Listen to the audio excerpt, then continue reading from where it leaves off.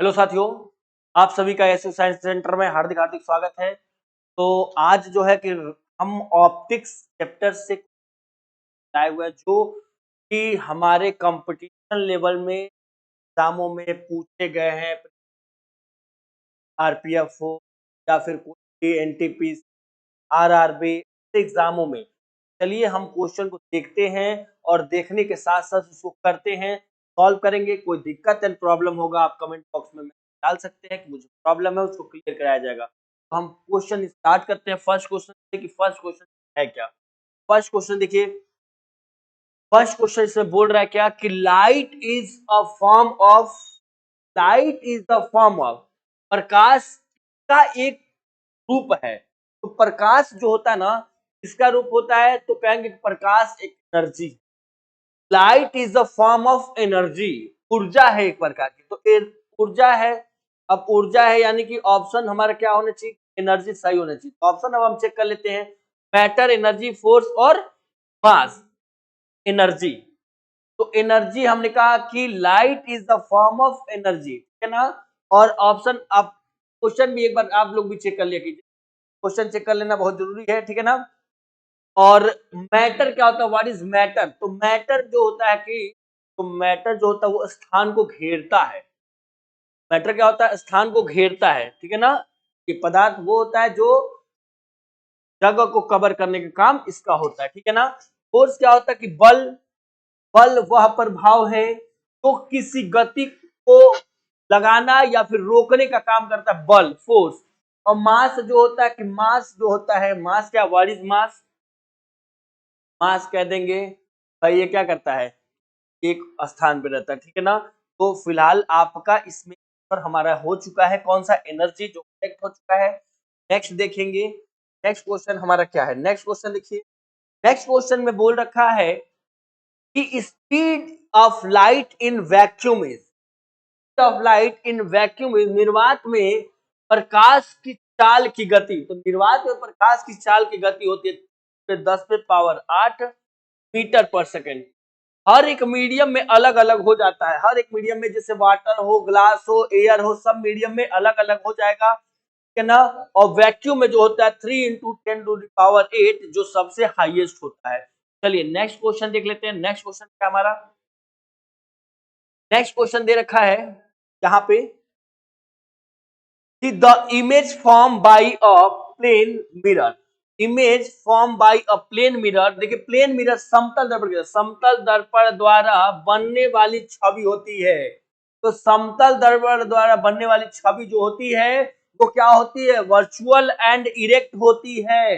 Virtual and erect, virtual मतलब आभासी, आभासी और सीधा, इसको बोल देंगे हिंदी में क्या, आभासी और सीधा बनता है, ठीक है ना। आप ये देख सकते हैं कि आभासी और सीधा बनता है यहाँ पे, ठीक है ना। अभी यहाँ क्लियर होगा, आप लोगों को पता है कि आभासी का मतलब क्या है। तो आभासी का, वर्चुअल का मतलब मैं बता दूं कि दर्पण के पीछे इसका प्रतिबिंब बनता है। इसका प्रतिबिंब कहां बनता है, तो दर्पण के पीछे बनता है, ठीक है ना। तो इसका प्रतिबिंब दर्पण के पीछे बनता है, आभासी होता है, इसको स्क्रीन पे नहीं देखा जा सकता या बनाया जा सकता, वो वर्चुअल होता है। तो समतल दर्पण द्वारा बनने वाला छवि जो होता है वर्चुअल और इरेक्ट होता है। वर्चुअल मतलब कि आभासी, इरेक्ट मतलब सीधा, जब कोई ऑब्जेक्ट जैसे खड़ा है तो उसी तरीके से दिखेगा भाई। चलिए नेक्स्ट देख लीजिए, नेक्स्ट क्वेश्चन पे हमारा होगा क्या, the focal length of plane mirror is, focal length of plane mirror, समतल दर्पण की फोकस दूरी। देखिए प्लेन मिरर अगर है और उसका कहता है, ये इंपॉर्टेंट क्वेश्चन है जो कि प्रीवियस ईयर पेपर में पूछे गए हैं, तो बिल्कुल ध्यान रखेंगे इसका कि समतल दर्पण की फोकस लंबाई क्या होती है, तो इनफाइनाइट होती है, अनंत होता है, ठीक है ना, अनंत होता है इसका, ध्यान रखेंगे, क्लियर होगा। चलिए आगे देखते हैं, आगे क्या है, which mirror is used which mirror is used as rear view mirror in vehicle, वाहनों में रियर व्यू मिरर के रूप में कौन सा दर्पण प्रयोग होता है। तो रियर व्यू जैसे कि आप देखे होंगे कार वगैरह ट्रक वगैरह लगे होंगे तो शीशा लगा होता है, तो पीछे का जो होता है गाड़ियों को आने देखने के लिए काम आता है ना, कि गाड़ियों को देखते हैं, तो उसमें कौन सा मिरर, प्लेन मिरर होता है, कॉनकेव होता है, कॉन्वेक्स होता है और सिलेंड्रिकल होता है। ये हमें जवाब देना है, तो चलिए आप जवाब दे दीजिए, जल्दी से देखता हूं जवाब किसका आता है। क्वेश्चन आप चेक कर लीजिए, ठीक है ना, चेक करके जल्दी से जवाब दीजिए तो क्या कह रहा है, ठीक है ना।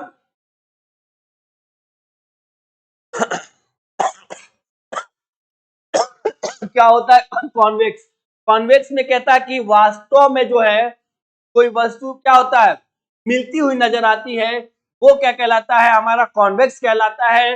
कॉन्वेक्स को बोलते हैं हम लोग उत्तल, उत्तल दर्पण, कॉन्वेक्स मिरर होता है उत्तल दर्पण, जो कि इसका करेक्ट आंसर हो जाएगा।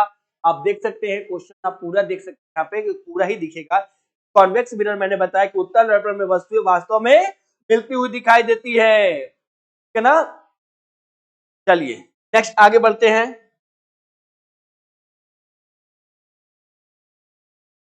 The unit of power of lenses, तो पावर ऑफ लेंस की जो यूनिट क्या हो जाएगी, जूल होती है। तो जूल तो वर्क का यूनिट होता है, जूल वर्क का यूनिट होता है। वॉट क्या होता है, ये पावर का होता है। लेकिन हमको यहाँ पे पावर नहीं पूछा है, पावर ऑफ लेंस पूछा है। डायोप्टर, ये है पावर ऑफ लेंस, ये है पावर ऑफ लेंस का, यही होता है हमारा क्या यूनिट। पास्कल होता है ना, प्रेशर का होता है, प्रेशर का। तो इसका करेक्ट आंसर क्या है, डी, डायोप्टर। डायोप्टर जो होता है जिसको कैपिटल डी से डिनोट करते हैं, ठीक है ना, तो ये भी ध्यान रखेंगे। नेक्स्ट देखते हैं, power of lens is equal to, देखिए power of lens is equal to, तो आपको power of lens P equal होता है P इक्वल 1/f, तो कहते हैं मीटर में लीजिएगा, P इक्वल 1/f मीटर में लीजिएगा, ठीक है ना।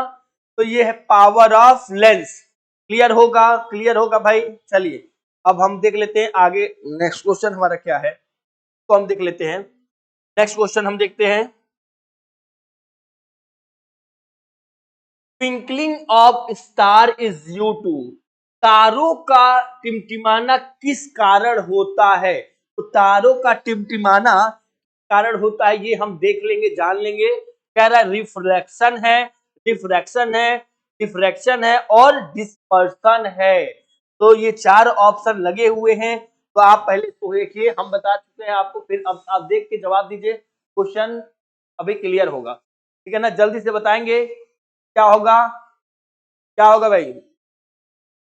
क्वेश्चन पूछा twinkling of star is due to, तो ट्विंकलिंग ऑफ जब हमारा क्या होगा, लाइट पड़ेगा और पड़ने के बाद से कहीं जाके मिड लाइट जाती है और स्टार, स्टार के पास क्या होगा, रेस पहुंचा टकरा के और उसी मीडियम में बैंड हो जाना, तो ये आपने पढ़ा होगा। ये पहले रिफ्लेक्शन की बातें कर लें, तो reflection bouncing back of light, ये होता है रिफ्लेक्शन।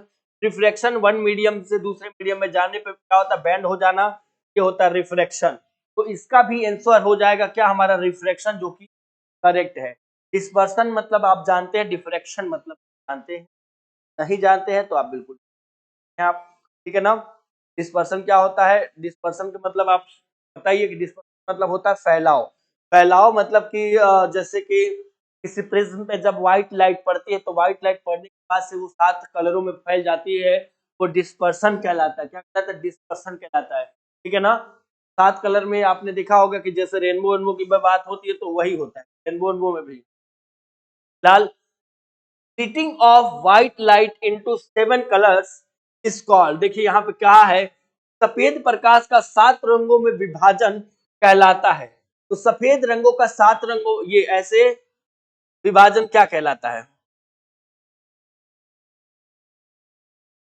तो यहाँ पे मान लीजिए व्हाइट लाइट आती है, यहाँ पे पड़ी व्हाइट लाइट, ये है व्हाइट लाइट, और ये 7 कलरों में ऐसे विभाजन हो जाना, विभाजन ये ऐसे विभाजन 3 4 5 6 7, 7 कर लेंगे, ठीक है ना। 7 कलरों में विभाजन ऐसे VIVOR, बिग ब्योर, ये हो जाएगा हमारा क्या, 7 कलरों में। तो इसको बोलते क्या, हमने बताया कि डिस्पर्सन, ठीक है ना। ये देख सकते हैं आप, एक बार पढ़ सकते हैं इसको, डिस्पर्सन, ठीक है ना। डिस्पर्सन जब क्या होता है कि सफेद प्रकाश जैसे सूर्य का प्रकाश, जैसे सन आया, यहाँ पे सन हो, सन का प्रकाश, ठीक है ना, व्हाइट लेट गया और प्रिज्म पे पड़ा, प्रिज्म पे पड़ने के बाद से वो क्या हो गया, 7 रंगों में बदल गया, ठीक है ना। तो 7 रंगों में बदल जाना ही हमारा क्या कहलाता है, डिस्पर्सन, ठीक है ना। तो एक चीज याद रखेंगे कि इसमें विचलन अगर पूछता आपसे कि विचलन डेविएशन किसका सबसे ज्यादा है और सबसे किसका कम है, तो ये पास है, तो पास रखेगा उसका डेविएशन कम होगा, जो दूर रहेगा उसका डेविएशन क्या होगा, ज्यादा हो जाएगा। तो लाल रंग के लिए, रेड रंग के लिए डेविएशन क्या होता है, कम होता है, और ये वॉयलेट रंग के लिए क्या होगा, डेविएशन ज्यादा होता है। तो इसको का भी हम ध्यान रखेंगे, ठीक है ना। अभी इस तरीके से इंद्रधनुष भी अगर आपसे कभी पूछे, ठीक है ना, तो इंद्रधनुष में भी यही होता है, ठीक है ना। चलिए नेक्स्ट देखते हैं, क्या आंसर क्या था हमारा, डिस्पर्सन, ठीक है। Next, rainbow, rainbow is form due to, इंद्रधनुष बनने का कारण है, रिफ्लेक्शन है, रिफ्रैक्शन है, डिस्पर्सन है, ऑल ऑफ दिस से भी बता सकते हैं।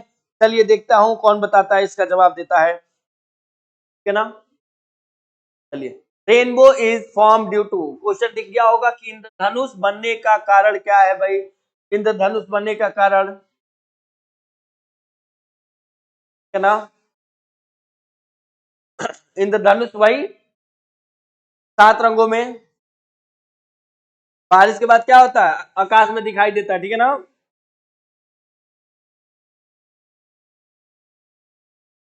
और इंद्रधनुष कहाँ दिखता है बच्चों, तो आप कहेंगे कि ये सूर्य के जो है अपोजिट साइड में, ये सन है, इसके अपोजिट साइड में यहाँ पे रेनबो दिखता है, ये भी याद रखेंगे, रेनबो, ठीक है ना। ये भी डिस्पर्सन है, डिस्पर्सन।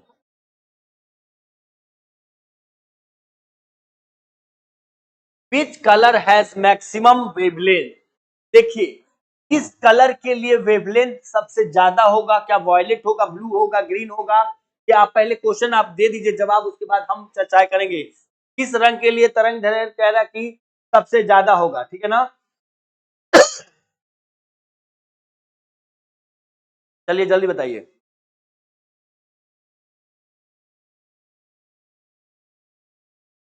जवाब आप दे दिए। तो which colour has maximum wavelength, किस कलर के लिए वेवलेंथ ज्यादा होता है, तो लाल रंग के लिए, लाल रंग के लिए क्या होता है, सबसे ज्यादा होता है वेवलेंथ, और वायलेट के लिए, बैंगनी, वायलेट रंग के लिए क्या होता है, वायलेट के लिए, इसके लिए कम होता है, इसके लिए ज्यादा होता है, देख सकते हैं, ठीक है ना, यहाँ पे। और ये भी आप जानिए कि कितना होता है, ये विजुअल लाइट होता है, विजुअल, देखते हैं ना,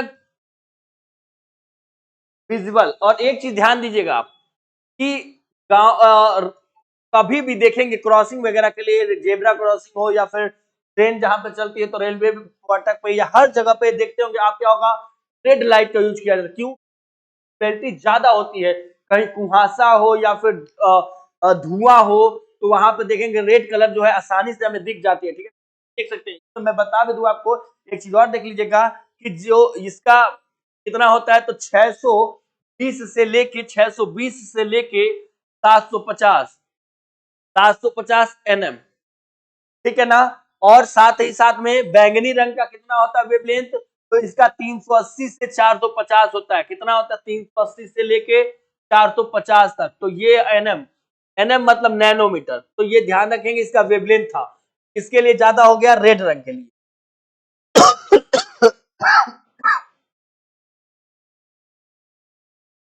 नेक्स्ट है, which colour has minimum wavelength, अभी थोड़ी देर पहले तो बताया हूं, मिनिमम वेवलेंथ, किस रंग की तरंग दैर्ध्य सबसे कम होती है, तो कहेंगे बैंगनी रंग के लिए सबसे कम होती है।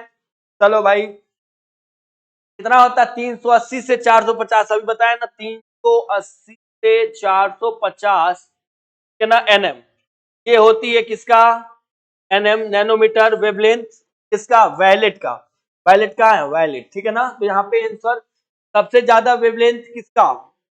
और एक चीज और ध्यान रखेंगे, क्वेश्चन को आप लोगों ने पढ़ लिया ना, यहाँ पे क्वेश्चन में क्या मैं आपको बता दूं, एक चीज और ध्यान रखिएगा, वेवलेंथ अगर वायलेट का क्या होगा, मिनिमम होगा, वेवलेंथ क्या होगा, वायलेट का अगर मिनिमम होता है तो फ्रीक्वेंसी और ये सब क्या होगा, वायलेट का फ्रीक्वेंसी और एनर्जी, यहां भी लिख देता हूं, वायलेट का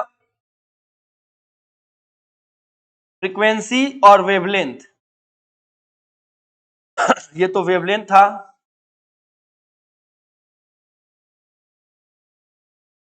ठीक है ना, फ्रीक्वेंसी, और साथ ही साथ में फ्रीक्वेंसी के साथ साथ आपकी एनर्जी की बात कर रहे हैं हम,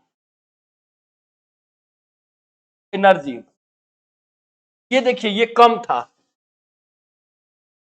वायलेट में, ये फ्रीक्वेंसी इसमें ज्यादा होती है। अब पूछ ले आपसे फ्रीक्वेंसी ज्यादा किस में होती, किस कलर में, कहेंगे वायलेट कलर में, एनर्जी किसमें ज्यादा होती है तो कहेंगे वायलेट कलर में, ठीक है ना, एक बार देख लीजिए आप, मैक्सिमम, ठीक है ना, और जस्ट इसका अपोजिट कर लीजिएगा, जस्ट अपोजिट किसका कर लीजिएगा, आपको पता है ना, लाल रंग के लिए, रेड रंग के लिए फ्रीक्वेंसी मिनिमम, लाल रंग के लिए जस्ट अपोजिट कर लेंगे, आप समझ जाएंगे, ठीक है ना। नेक्स्ट देखें, bending of light when it passes from one medium, bending of light when passes from one medium to another is called, प्रकाश के एक माध्यम से दूसरे माध्यम में मुड़ना कहलाता है, क्या कहलाता है भाई, तो देखिए पहला रिफ्लेक्शन, रिफ्लेक्शन का मतलब होता है बाउंसिंग बैक ऑफ लाइट, जो होता है का एंगल आई और एंगल आर एक दूसरे के बराबर होते हैं, लेकिन यहां पूछा है एक मीडियम से दूसरे मीडियम में जाने के बाद ये क्या होता है, बैंड हो जाता है, तो बैंड जब होगा तो बैंड होने का कारण कौन कहलाता है, रिफ्रैक्शन, ठीक है ना, रिफ्रैक्शन कहलाता है हमारा, ठीक है ना। चलिए नेक्स्ट क्वेश्चन देख लेते हैं, नेक्स्ट क्वेश्चन क्या है, mirage mirage is cause due to, मृग तीसरा किस कारण होती है, रिफ्लेक्शन, रिफ्लेक्शन, डिफ्लेक्शन और इंटरफेरेंस। चलो भैया पहले जवाब दे दो, क्वेश्चन देख लो पहले, पूरा क्वेश्चन आप देख लीजिए, क्वेश्चन दिख रहा होगा, चलिए इसका जवाब तुरंत दीजिए, किसके कारण होता है, टीआईआर का नाम सुना होगा आप लोगों ने, total internal reflection, total internal reflection,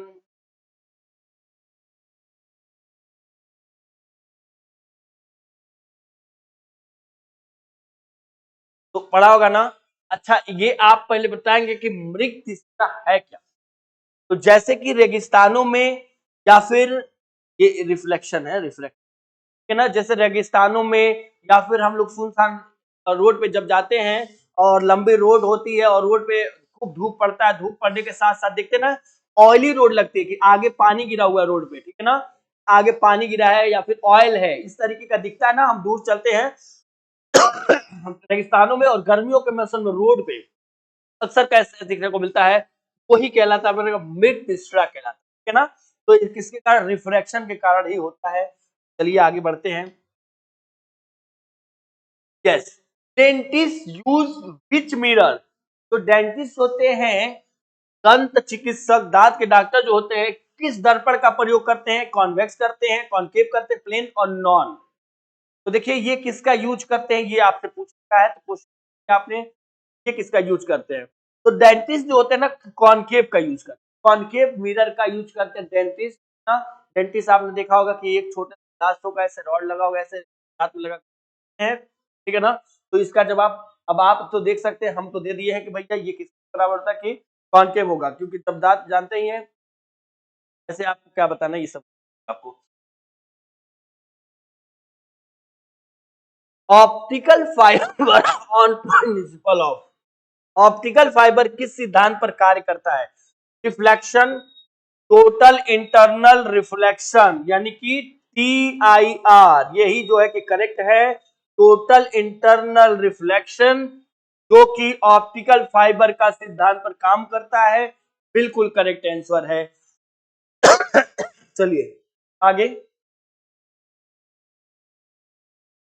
convex lens is also called, उत्तल लेंस को क्या कहा जाता है, डाइवर्जेंस का, डाइवर्जिंग, कन्वर्जिंग, पहले हम इस पे चर्चा कर लेंगे कि डाइवर्जिंग मतलब क्या होता है, डाइवर्जिंग मतलब ये होता है कि मान लीजिए यहाँ पे लाइट, जैसे कि आपने देखा होगा कि टॉर्च वगैरह होगा। डाइवर्जिंग मतलब यहाँ से लाइट ऐसे निकल के ऐसे चला जाए, ये डाइवर्जिंग होता है। कन्वर्जिंग मतलब क्या होता है कि कहीं से लाइट आए और आके एक जगह आके मिले, वो होता है कन्वर्जिंग। ये ऐसे, इसका ध्यान रखिएगा कि ना डाइवर्जिंग और कन्वर्जिंग। डाइवर्जिंग का हमने बताया कि डाइवर्जिंग लाइट आया डाइवर्ज, यहाँ सॉरी डाइवर्जिंग मतलब लाइट यहाँ गया ऐसे फैल गया, डाइवर्ज हो गया, ये डाइवर्जिंग है। और कन्वर्जिंग में क्या होता है, कन्वर्ज आके एक जगह मिल जाना, उसको कन्वर्जिंग कहते हैं। आप फिगर से देख सकते हैं। तो डाइवर्जिंग हमने बताया कि यहाँ से निकला है और इधर गया, फैल गया है, और ये कन्वर्जिंग यहाँ से आके यहाँ पे मिल चुका है। ये डाइवर्जिंग और कन्वर्जिंग की बात कर रहे थे ना। तो आप